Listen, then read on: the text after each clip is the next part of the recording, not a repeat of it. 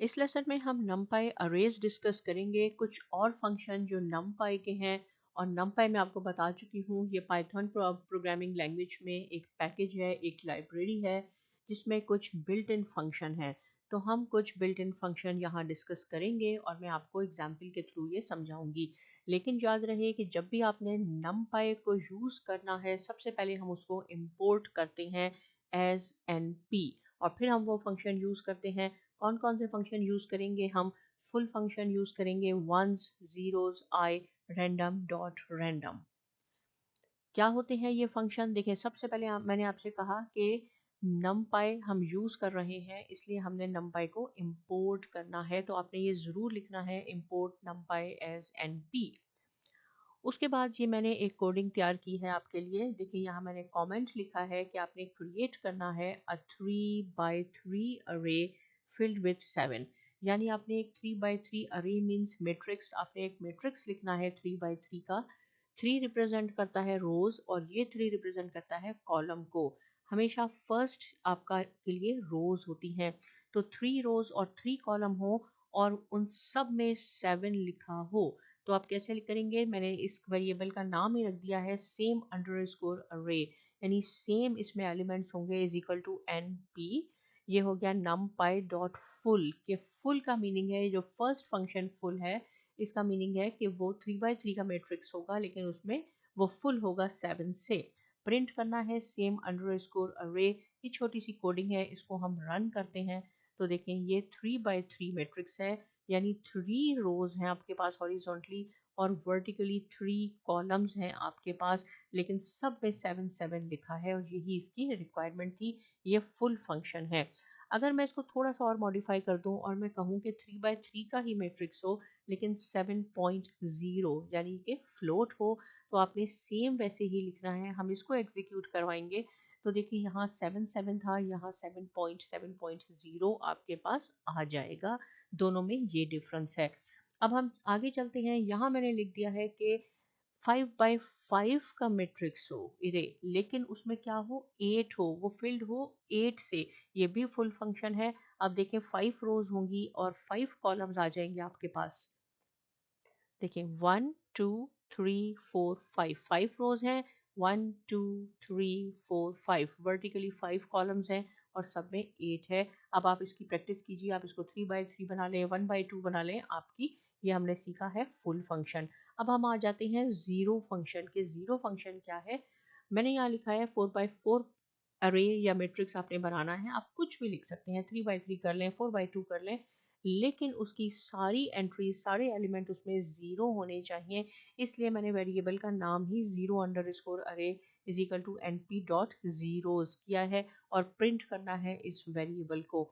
तो हम इसको जब रन करवाते हैं, देखिए 4x4 का मैट्रिक्स आएगा आपके पास, लेकिन उसकी सारी एंट्रीज जीरो हो जाएंगी। अगर हम चाहते हैं कि इसको हम 2x2 कर लें, तो वो भी मैं आपको यहाँ करके दिखा देती हूँ। देखिए, 2x2 से अगर हम रन करवाएंगे तो आपके पास 2x2 का मैट्रिक्स हो जाएगा, 2 रोज 2 कॉलम्स, लेकिन उसमें सब जीरो एंट्रीज हैं।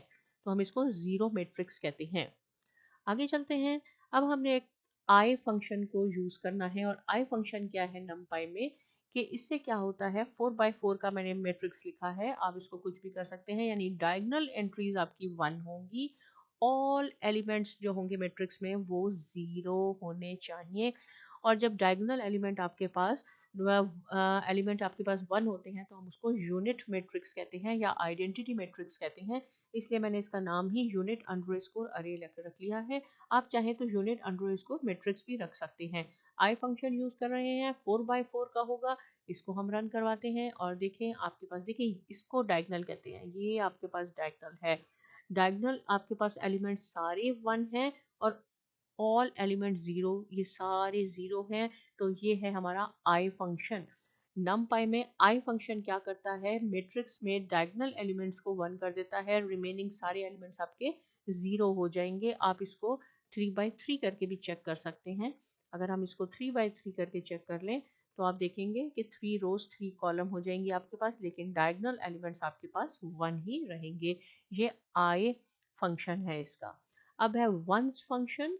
वन फंक्शन को 1 अंडरस्कोर मैट्रिक्स, यहाँ हमने 3x3 का मैट्रिक्स क्रिएट करना है और उसके सारे एलिमेंट्स 1 होने चाहिए और आप ये देखें कि सारे 1 हैं। अगर आप चाहें इसकी प्रैक्टिस करना तो आप इसको 2 बाई 2 करके भी देख सकते हैं,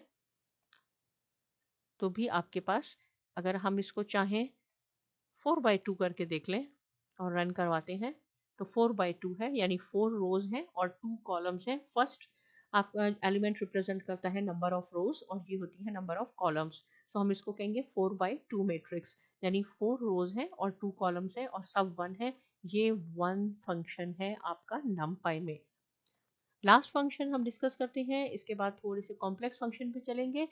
कि यहाँ पे हमने देखा कि मैंने लिखा है हमने एक मैट्रिक्स तैयार करना है, क्योंकि आप अरे भी कह सकते हैं, मैट्रिक्स भी कह सकते हैं, of random floats between 0 and 1, यानी 0 और 1 के दरमियान जो नंबर्स हैं फ्लोट होती हैं वो, जैसे मैं कह दूंगी 0.8 और 0.2 वटेवर, तो आपने इसका एक मैट्रिक्स बनाना है 2 बाई 2 का, लेकिन उसमें रैंडम नंबर हो फ्लोट्स के जो बिटवीन 0 एंड 1 के दरमियान आए।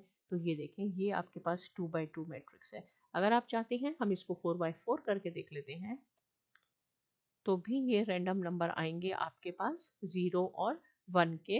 अगर हम चाहते हैं, आप कॉलम 6 करना चाहते हैं, हम कॉलम 6 करके इसको रन करवा के देखते हैं, तो कॉलम आपके पास 6 हो जाएंगे, 4 आपके पास रोज हैं, लेकिन रैंडम फ्लोट नंबर होंगे बिटवीन 0 एंड 1। तो इस लेसन में हमने नमपाई अरेज के कुछ फंक्शन सीखे हैं, full function, ones, zeros, eye and random dot random. अब आप इसकी प्रैक्टिस कीजिए, कोई प्रॉब्लम हो आप मुझसे पूछ सकते हैं। साइमा एकेडमी को सब्सक्राइब कीजिए और बहुत शुक्रिया।